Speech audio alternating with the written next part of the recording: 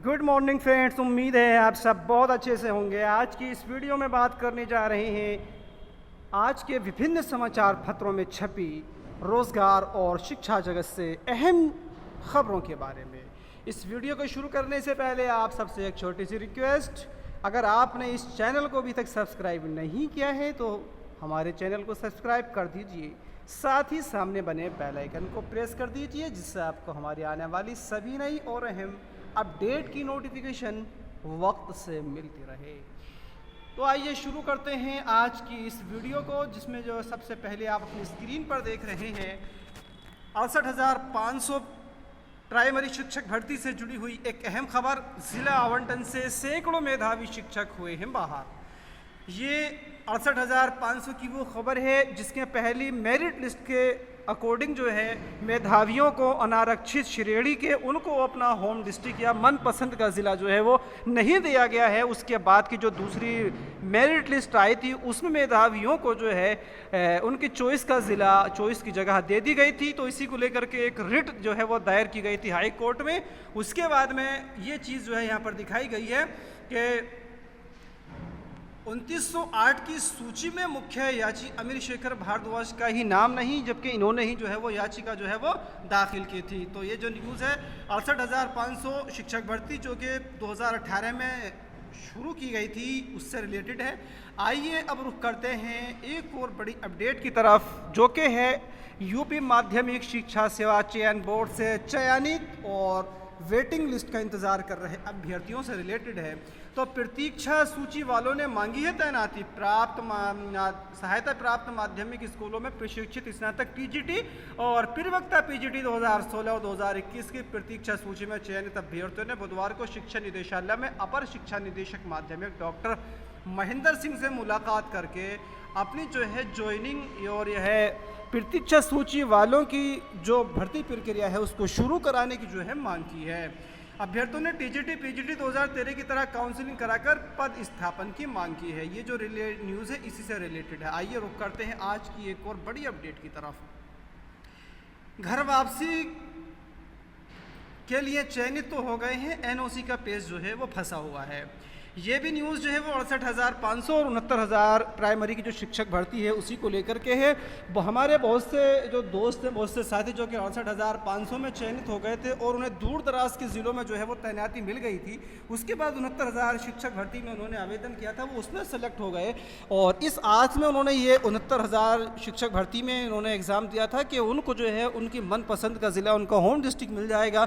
लेकिन एनओसी का पेज ऐसा फंसाया गया कि उसके चक्कर में चयनित होने के बाद भी उनको उनका होम डिस्ट्रिक्ट नहीं मिल पाया है और इसी को लेकर के हाई कोर्ट में रिट भी दाखिल की गई थी। लेकिन अभी तक भी जो है उनको एनओसी जारी नहीं होने से वो 69,000 शिक्षक भर्ती में अभी तक ज्वाइनिंग नहीं ले सके हैं। तो आइए रुख करते हैं एक और बड़ी अपडेट की तरफ, जो कि है एसएससी से।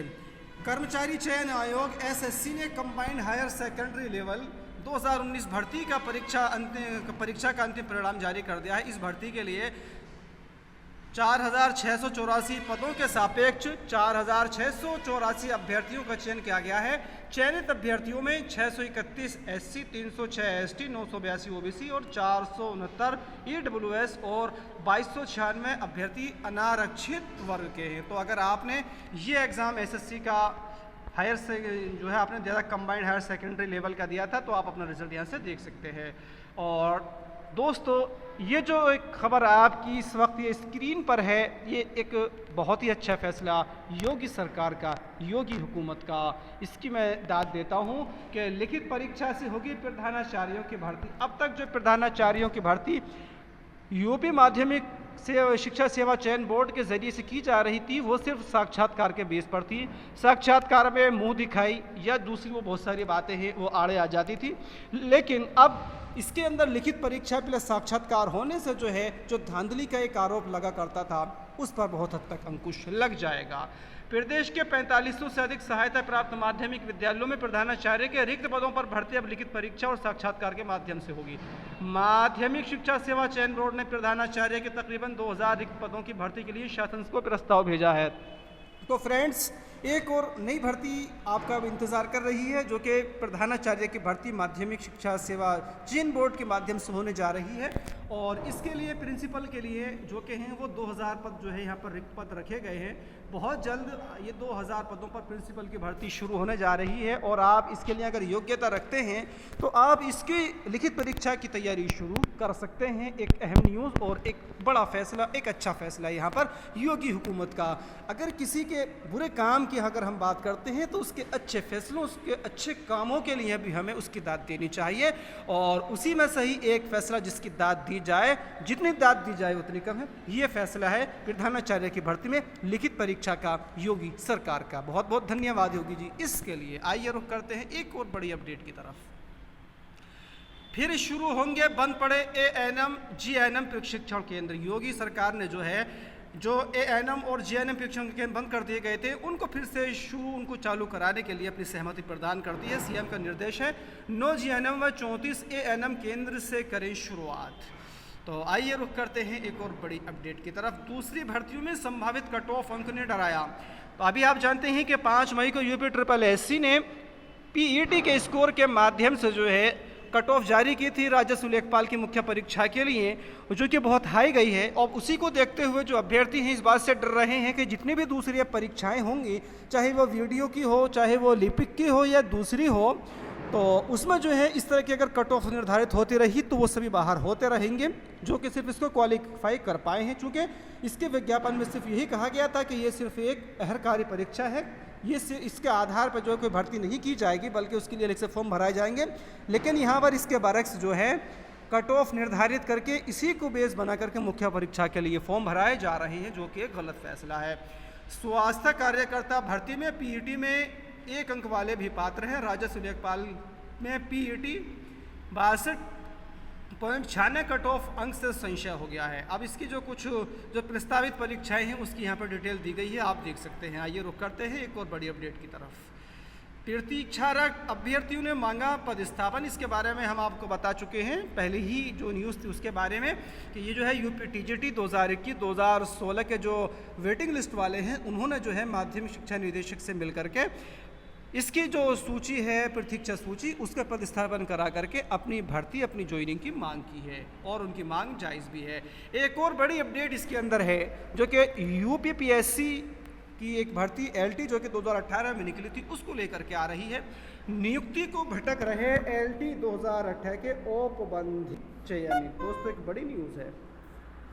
राजकीय माध्यमिक विद्यालयों के लिए सहायक अध्यापक एलटी 2018 में विभिन्न विषयों में औपबंधिक रूप से चयनित अभ्यर्थी नियुक्ति के लिए शिक्षा निदेशालय और लोक सेवा आयोग के चक्कर लगा रहे हैं। औपबंधिक हमारे बहुत से ऐसे कैंडिडेट हैं जो किसी वजह से अपनी ओरिजिनल डिग्री या ओरिजिनल एनओसी या कोई और सर्टिफिकेट जो है अपने डॉक्यूमेंट्स वेरिफिकेशन के वक्त जमा नहीं कर पाए थे, तो उनको जो है औपबंधिक फॉर्म भरना पड़ गया था। तो उनकी फ़ाइल जो है वो निदेशालय भेजने से रोकी गई थी और उसके बाद में उन्होंने अपने सभी डॉक्यूमेंट्स पूरा करके यूपीपीएससी को पहुंचा दिए थे। तो उसके बाद से उनकी फ़ाइलें आगे नहीं बढ़ी हैं। तो हमारे बहुत से फ्रेंड्स ऐसे हैं जो औपबंधिक रूप से वंचित थे। अब उन्होंने अपना ये क्वालिफ़िकेशन या जो भी उनके डॉक्यूमेंट्स थे वो सब पूरे कर लिए हैं और वो लोक सेवा आयोग को भेजे जा चुके हैं, लेकिन अभी तक भी वो अपनी नियुक्ति के लिए दर बदर भटक रहे हैं।